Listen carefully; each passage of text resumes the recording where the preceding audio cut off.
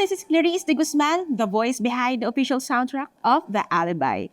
Kaya naman, listen carefully. Dahil in this video, I'll be teaching you how to sing Dito Ka Lang, Huwag Kang Lalayo. So, sisimulan natin. Itong line na to, para kinakanta natin siya ng naglulong tayo. Di ba, nag-aas tayo sa isang tao na mahal natin na dito ka lang, huwag kang lalayo sa aking tabi. Tabi. Ay, yung tono. Narinig niyo ba yung tono? Pag ganun pataas. Sa ating next part, medyo iba naman po ang dito, impact nito. From the root word hinga. So, dapat bagong toothbrush kayo dyan. Medyo may pagka Miss Vina Morales tayo dyan. Ikaw ang aking pahinga. Kailangan! May belt out niyan. Kailangan kita sa buhay ko. Buhay ko. So, ditong part na to, kailangan maramdaman pa rin natin yung lungkot na dito ka lang, tahanan kang uuwian. May landi dapat dun sa dulo. Ditong sa part na to, I want it to be, may gigil tayo.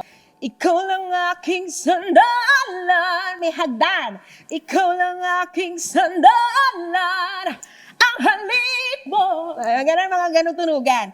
Buong buo. Dapat yung tunog dyan, buong buo yung may gigil tayo Kailangan kita sa buhay ko, buong buo.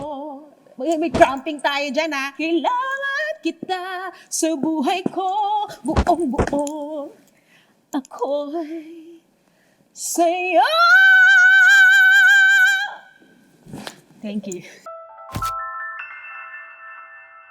Okay, class? Gusto kong marinig, this is our recital. Gusto kong marinig yung version nyo kung ano yung mga natutunan nyo sa mga tinuro ko sa inyo kanina. Are you guys ready? Okay, 1, 2, 3. Dito ka lang, huwag ka lalayo sa aking tabi. Ikaw ang aking pahinga.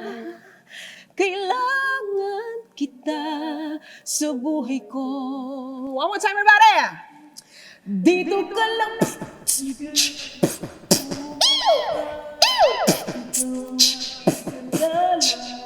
Kailangan kita sa buhay ko, buong buo.